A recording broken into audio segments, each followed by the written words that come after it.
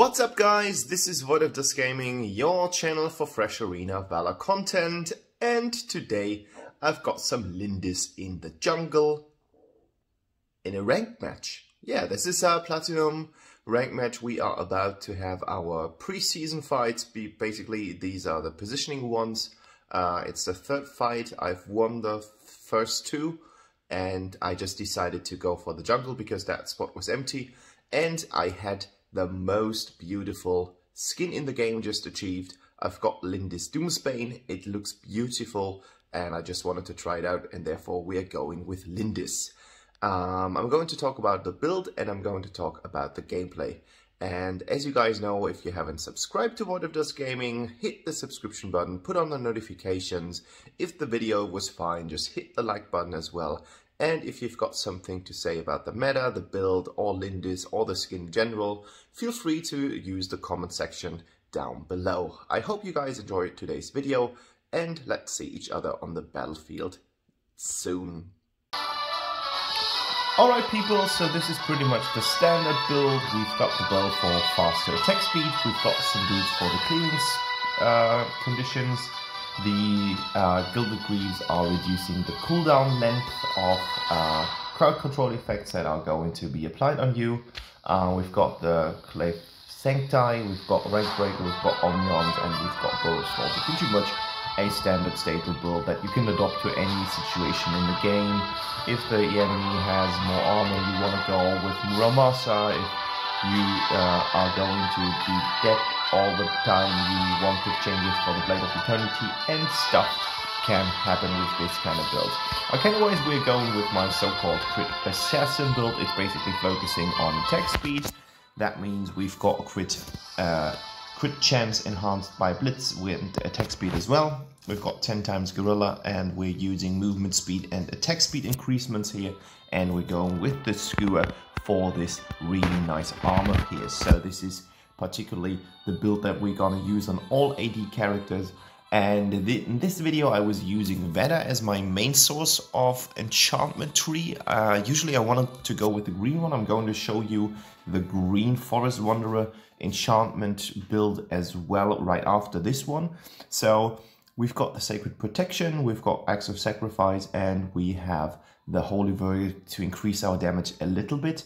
And then we're going with Enhanced Restore and the Gunslinger to increase our stats. And of course, Sacred Protection is going to give us this little nice shield, which means that we're going to survive a little bit longer. So this build is more focused on staying alive, while this build is going to be the one that you're going to use if you want to follow up immediately. If Forest Wanderer procs, the enemy movement speed will be reduced by 30% for 1 second. And you've got the backstabbing that's going to give you additional damage every single time you enter a brush and fight from that brush or coming out of that brush.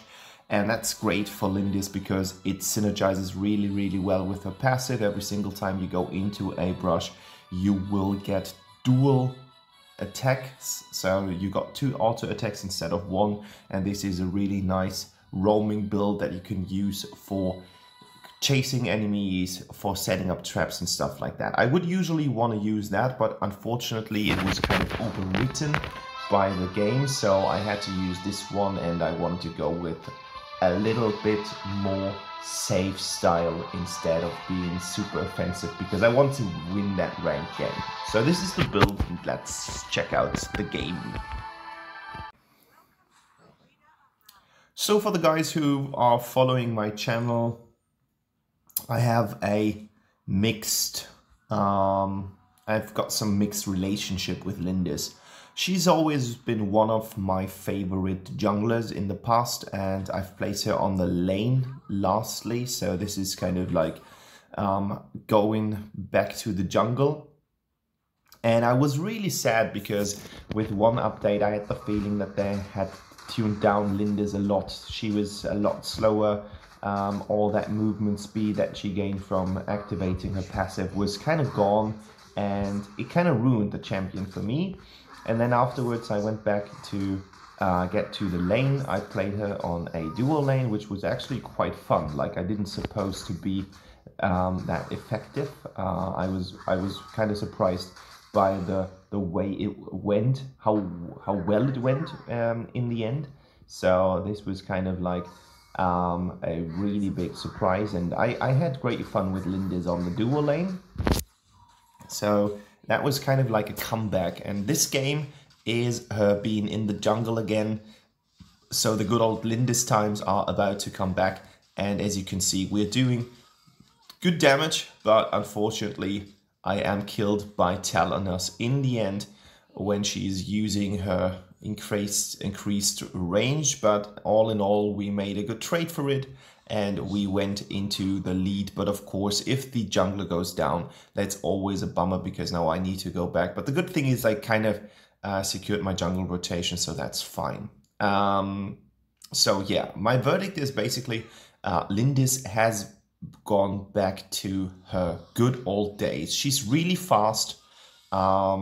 She's still kind of nimble. Here my shield procced, and now I can proc my first ability, meaning that I'm going to reveal the surroundings around me. Great ability for roaming and setting up traps and stuff like that, because as you can see right now, we've got Xan is detected. Unfortunately, I don't have the damage yet. He's a lot deadlier than I am at the moment.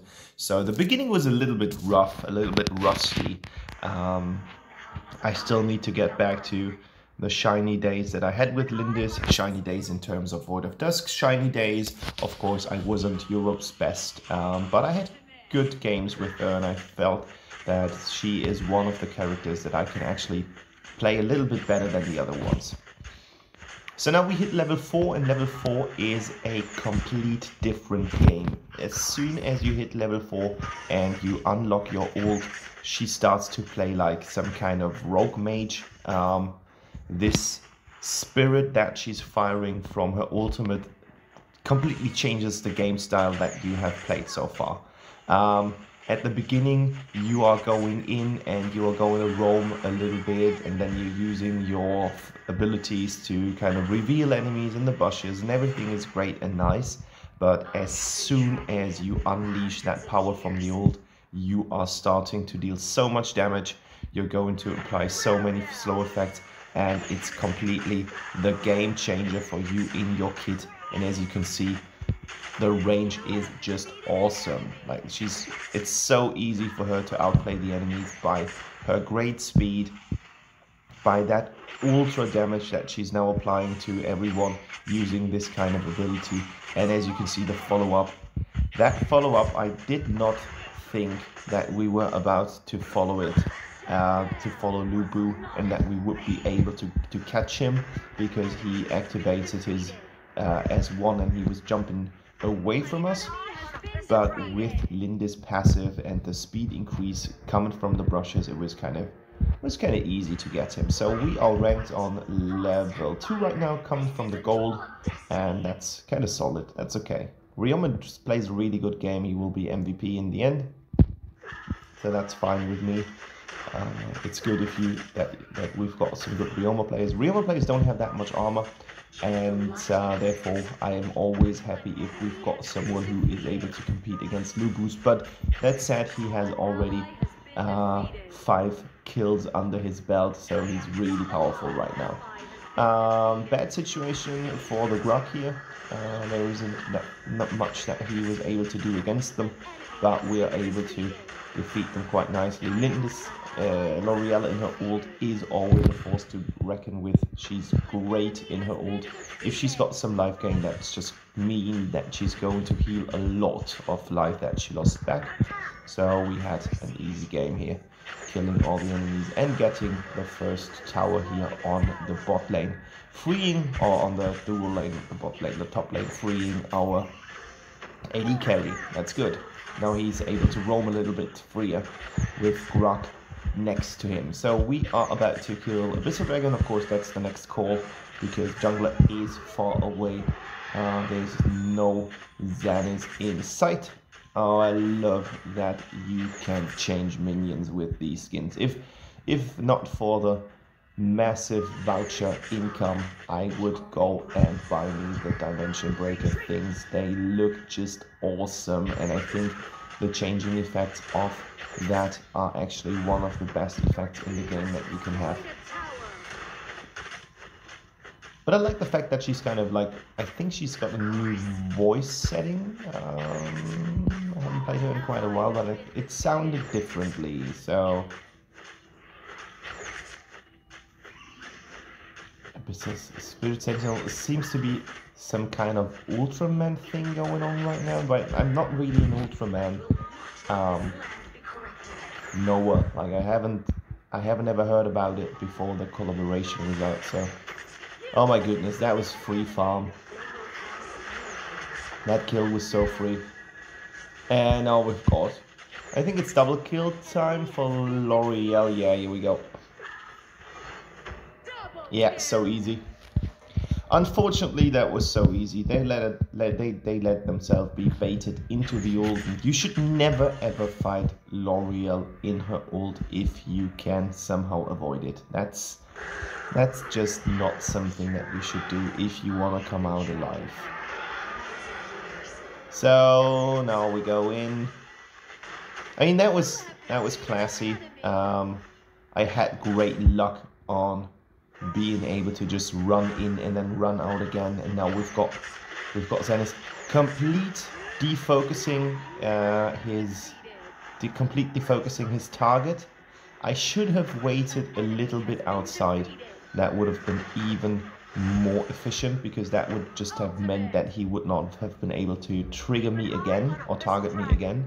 That would have been even nicer. So now I'm killed with a 6-4, but I should have stayed a little bit behind, roaming towards the Might Golem, and that would have just led to the cause that he would have been killed by Ryoma and I would have been alive. But doesn't matter, it's about winning the game, and we're doing a good job on pushing them, on getting some kills in. 2010 is, or 2011 is actually something that you can live with, even if you are the opponent. The game is still winnable. And I'm making great mistakes here. I'm always upgrading my S2, this kind of little tricky trap, but that should not be your priority. You should always go for your S1 instead. So I'm having a really hard time on killing the enemies because we've got so much damage out there. But at least I scored some double kill. And look at the damage that I'm applying. I'm just pressing buttons. I love the fact that you just need to press buttons and you still got some crazy auto attacks that are able to crit. That is the Lindis playstyle that I prefer and that I really like about her. So just pressing buttons. Here we go. Button. Button, button. Button mashing. Yeah, that was wasted, but they don't really have the measures or the tools to fight against us. We've got Grug in the front, and then we've got Ryoma cleaning everything up. He just double killed the shit out of them. Like, that's so crazy. Unfortunately, they are killed right now, but what L'Oreal and Valheim were able to do is get the double kill here, so they were able to push into that tower. And I was able to get that tower as well. So next step would have been that tower up there, and then otherwise the other tower in the middle, and then we would have just pushed the game to victory if we wouldn't have messed it up by just causing some crazy team fights. Oh, it's match 4, so I've completed match 4. I've won every single game right now. As you can see, I'm on Platinum 1. Just collected 4 stars or something like that. So that skin is beautiful, the hair and the playstyle. 10-7, second best player in the game. I was fine with that. I was a little bit rusty, as you guys have seen. 26% damage. Damage taken was super low. Participation was good. And yeah, that's my Lindis comeback. Hope you guys enjoyed it. Stay tuned.